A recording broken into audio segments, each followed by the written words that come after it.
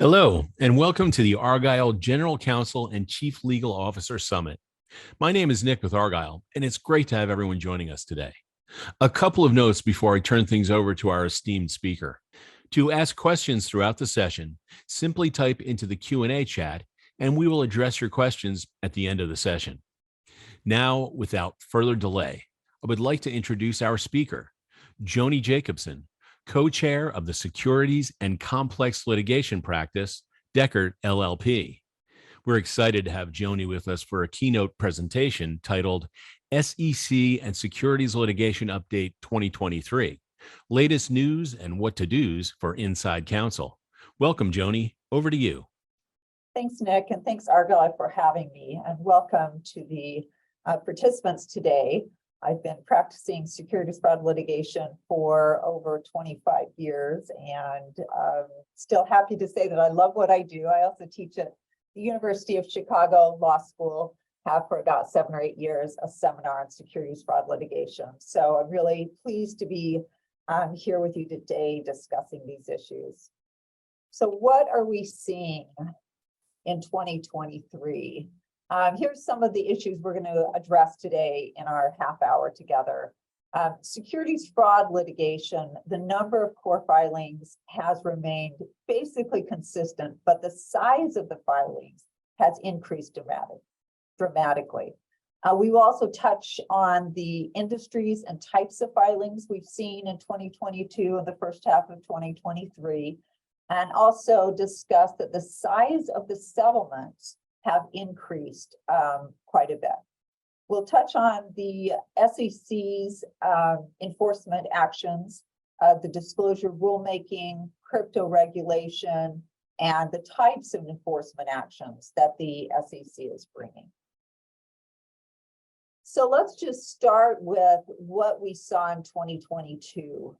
Class actions decreased for the third year in a row to 208. That was about 10 less than 2021. And this is driven primarily by a decrease in the merger objection cases. The core filings increased to by just one to 201. And what do I mean by core filings? The core filings is the, if you take all of the securities litigation that have been filed and you remove the M&A filings, that's where what we refer to as the core filings. So while the overall number decreased, the number of core filings actually remained pretty constant.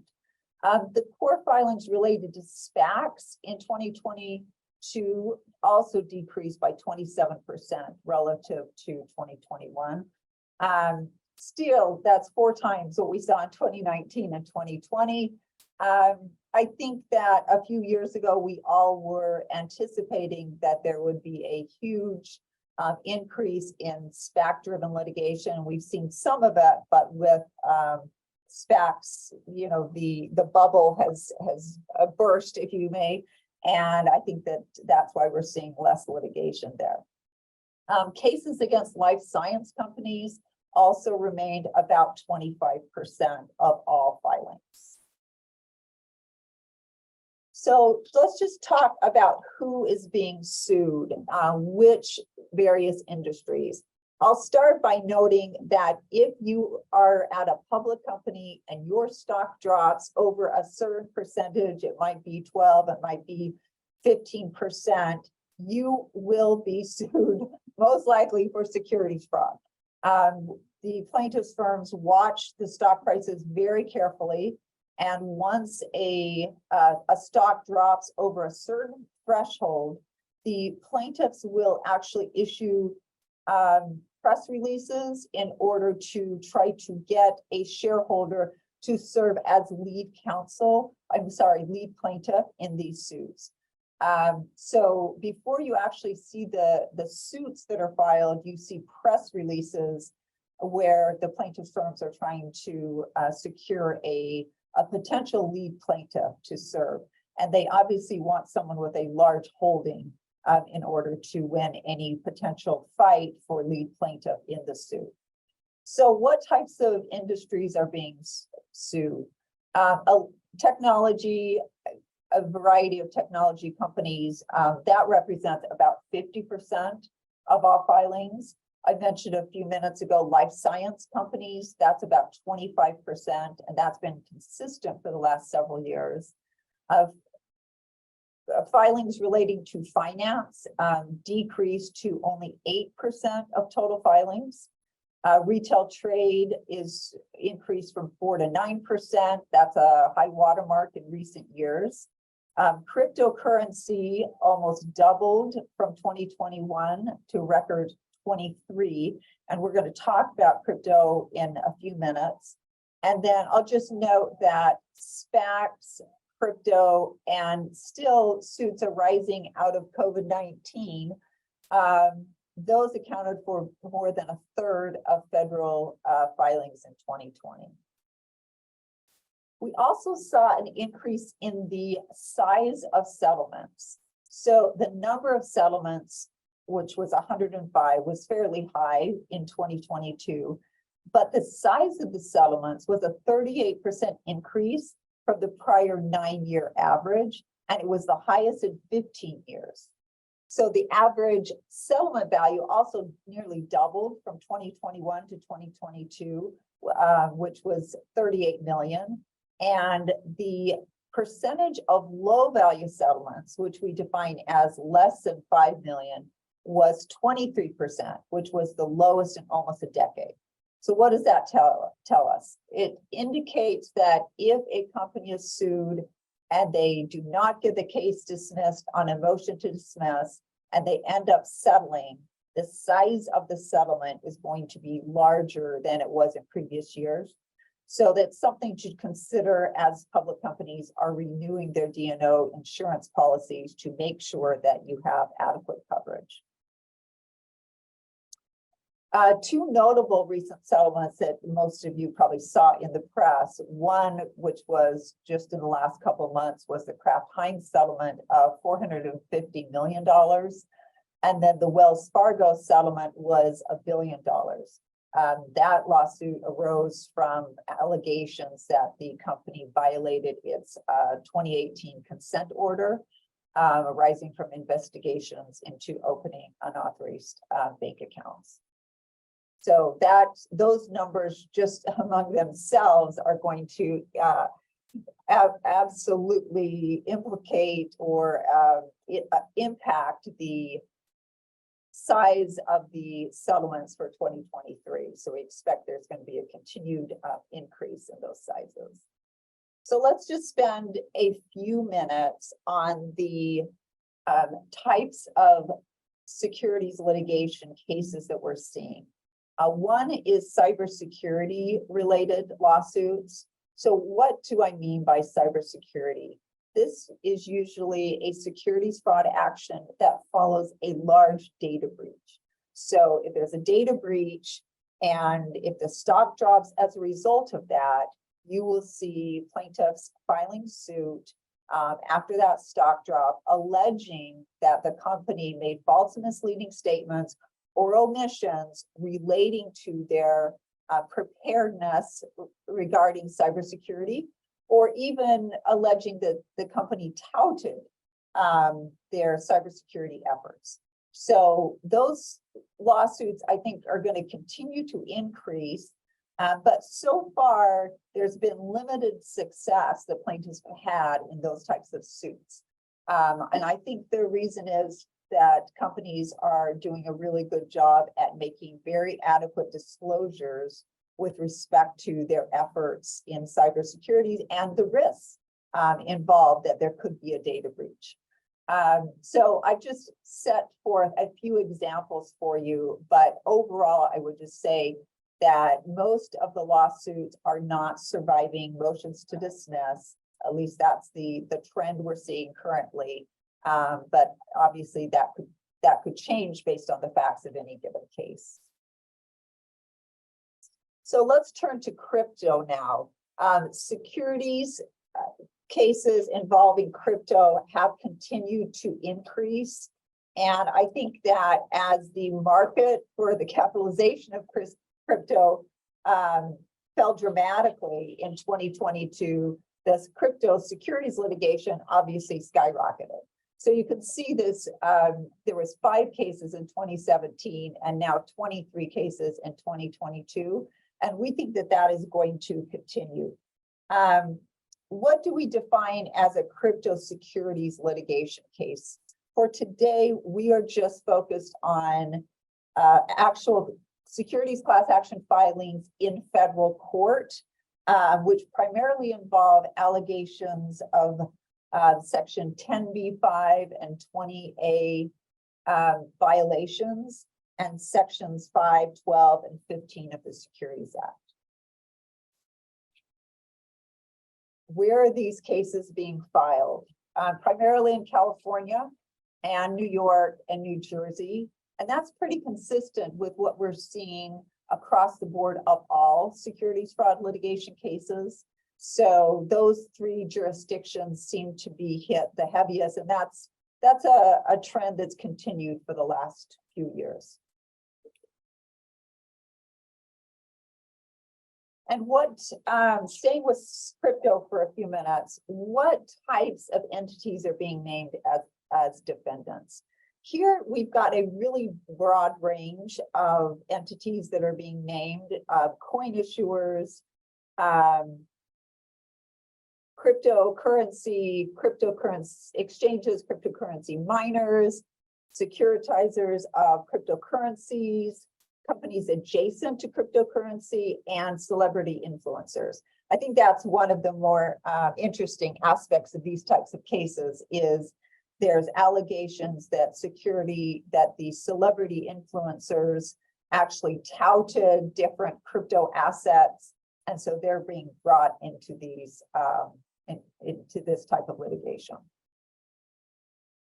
So let's focus on best practices for a minute. And just focused on securities fraud litigation. And I see that we have a question here, so I'm going to incorporate that as well.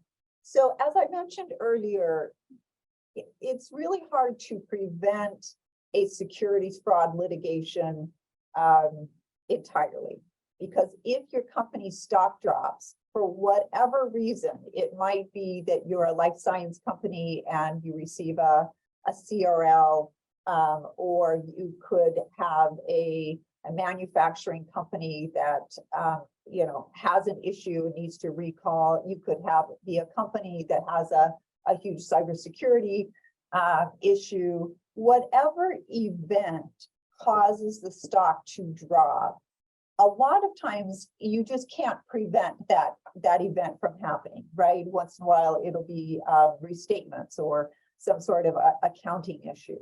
So what we advise is, as in-house counsel, to try to set yourself up for the best defense possible, given that most of these securities fraud cases, they're hard to avoid if your stock has dropped over a certain percentage. And so how do you go about doing that? A few points to note about securities fraud cases that most of you probably know, but just to make sure we're all on the same page. The Private Securities Litigation Reform Act, which we call the PSLRA, it provides certain parameters for a plaintiff's allegations to survive a motion to dismiss. So there's a heightened pleading standard, even above, say, an allegation of fraud. And as a result of that, it is difficult for the plaintiff's firms to adequately plead a securities fraud violation that survives a motion to dismiss. Another aspect of securities fraud cases that I think is important is that until a complaint actually survives a motion to dismiss, there's absolutely no discovery that can be had. So there's no document productions, there's no depositions. It's really just based on the pleadings and the plaintiffs, whatever they put in their complaint.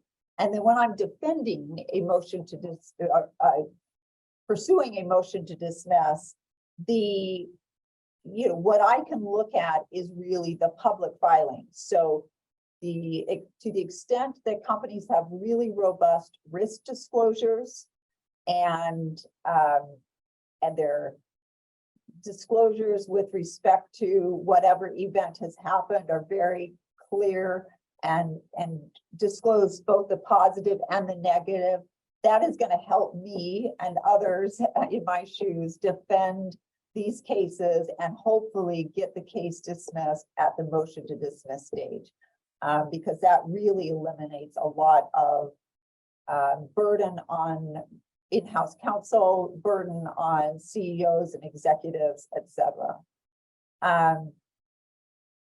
A couple of other things, I mentioned accurate and fulsome disclosures. Make sure that your disclosure protocol is up to date and that it is in writing and that it's actually followed. Reevaluate your risk disclosures on a quarterly basis. A lot of times I'm hired and I'm looking back at all of the 10Qs and the risk disclosures. And even though something is brewing or percolating at the company, the risk disclosures remain exactly the same quarter after quarter. And I think it's really important to update those and make sure that they're accurate. One thing that plaintiffs, when they are fighting a motion to dismiss, will argue is that the disclosures are boilerplate. And so we like them to be as specific as possible to really warn investors of the very risk that ultimately comes about. The other thing that I would note, and this question is what is one of the more tricky aspects that inside counsel overlook. I think that public companies are really good at getting their scripts prepared for earnings calls, getting counsel to review their 10Qs, their 10Ks, etc. All of that disclosure is well vetted. I think the problem often arises when an executive is asked a question at during an analyst call that might not have been anticipated, and they respond off the cuff with a very robust and description of something that might not have been completely vetted. And that's where we see there's sometimes a disconnect between the company line and what everyone is comfortable saying and what is actually said. So how do you avoid that?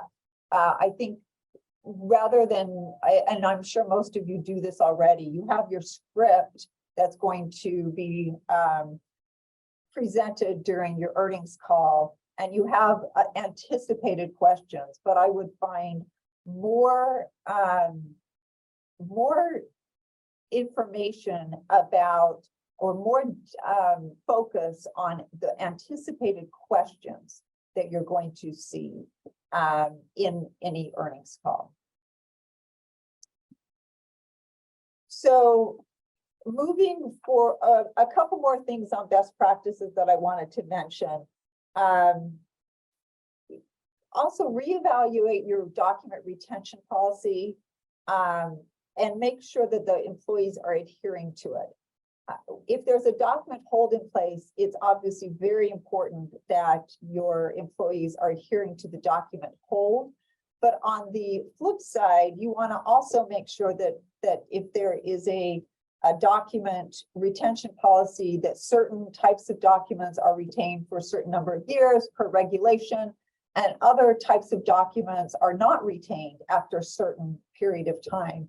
You don't want to be in the middle of litigation and then find out that you've got boxes and boxes of documents that some employee decided to retain, even though the company policy is not to retain those types of documents. So it's just something to look out for as you move through your everyday kind of corporate compliance issues.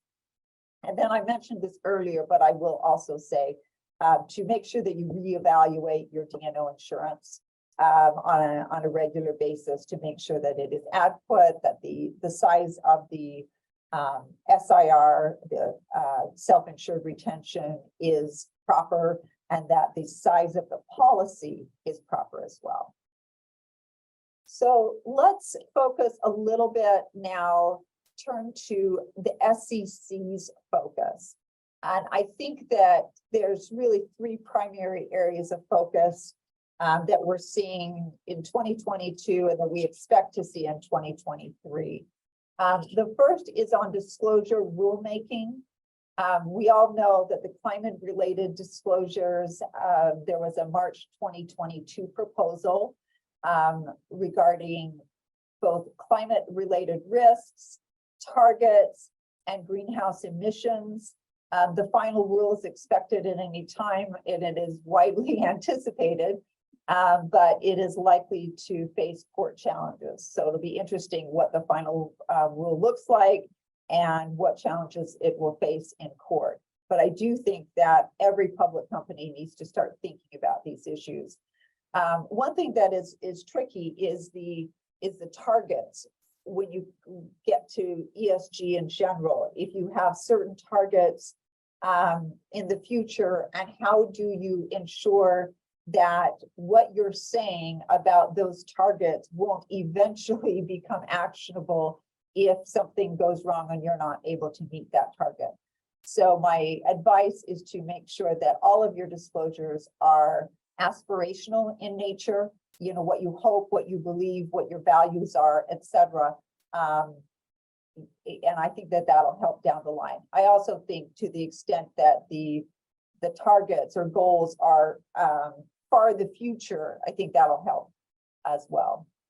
Another disclosure rulemaking that the SEC is focused on is cybersecurity. We touched on it with respect to securities fraud litigation, but we are seeing an increase from an SEC perspective, and the potential disclosures that will be required. Again, March 2022, there was a proposal regarding disclosures, which would require reporting relating to material cyber incidents within a certain period of time, disclosures about a company's policies and procedures, management's role and expertise, and also identifying and managing cybersecurity risks, and also the board oversight of cybersecurity risks. I think that's becoming increasingly more important, and it's something that, even though the proposed rule is not final, all companies should really start thinking about this carefully.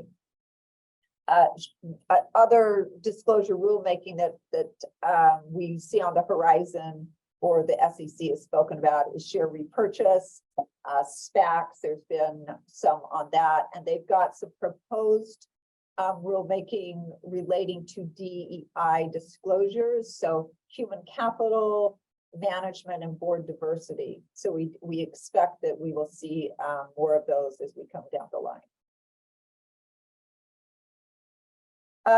Another area that the SEC is really focused on, as we all know from reading the news, is the regulation of crypto assets. The SEC maintains that most crypto assets are securities and should be registered with the SEC under existing rules, and that they must follow securities laws and regulations. So why is that important? I think that there's individuals in the industry that do not believe that the existing rules covers all sorts of crypto assets. And I think that it's pretty obvious that the SEC disagrees with that. And we expect there's going to be continued enforcement on that. It is interesting that so far the focus has been more on enforcement, saying that these entities actually, should register and comply with the existing rules versus rulemaking. But I do think that we're going to see more rulemaking on this as well.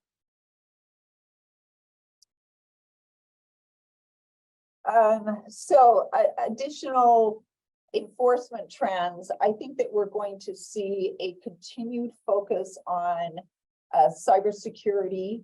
As we mentioned earlier, failures regarding record keeping and safeguarding customer information. So in addition to the securities fraud litigation on the class action side, We're going to see continued focus on disclosures and enforcement relating to cybersecurity. ESG, we've been anticipating for a while now that ESG was going to be the next big wave of securities litigation. We've seen some allegations of greenwashing. We've seen some allegations that companies have made disclosures, or they've touted their commitment to diversity, but then if you look at their board or you look at their management, those numbers do not play out. In the civil derivative case context, those cases have not had much legs, but we think that the SEC is going to continue to focus on all of those types of issues, especially on the environmental side. And then crypto assets, as we've been talking about, there is definitely, the SEC is very focused on crypto assets and what types of assets actually are governed by various securities laws. So if your company, touches these types of assets and deals with them, that's something that you want to be very careful of. Some of the enforcement trends we've seen there is a failure to register offers and sales of crypto lending products, crypto pyramid and Ponzi schemes, and insider trading schemes. So we only have a few minutes left, and I saw that a few questions came in. So let me make sure I've covered them as we've gone on.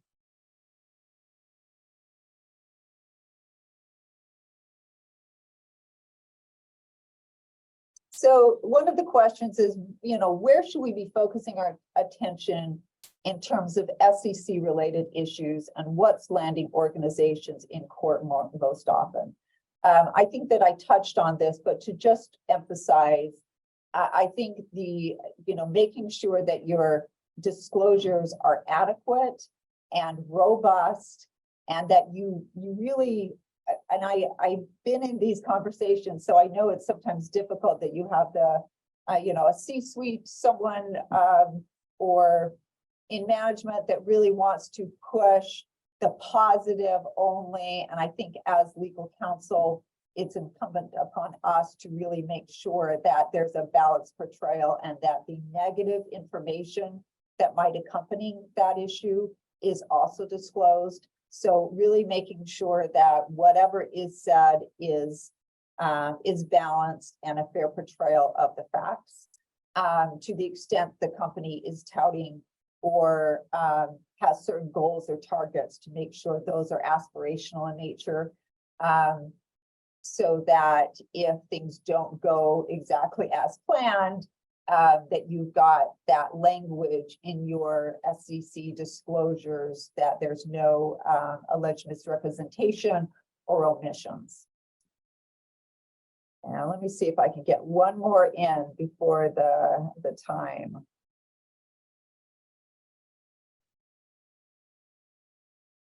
So, I would say the next SEC quagmire, I think that we've hit upon most of the ones that I see around the corner. I think cybersecurity, definitely be very focused on what you are saying with respect to your cybersecurity efforts. I think ESG is a big one. And I know crypto assets do not impact every public company, but I think that's a good one as well. And I will just say in closing that the securities class action litigation and the SEC trends are going to continue to overlap. So to the extent the SEC is really pursuing enforcement, we're going to see securities class actions that are going to follow as well. I'm sorry we weren't able to get to everyone's questions, but feel free to reach out to me after if you have any further questions or want to discuss any of these topics. And with that, I will turn it back to Nick.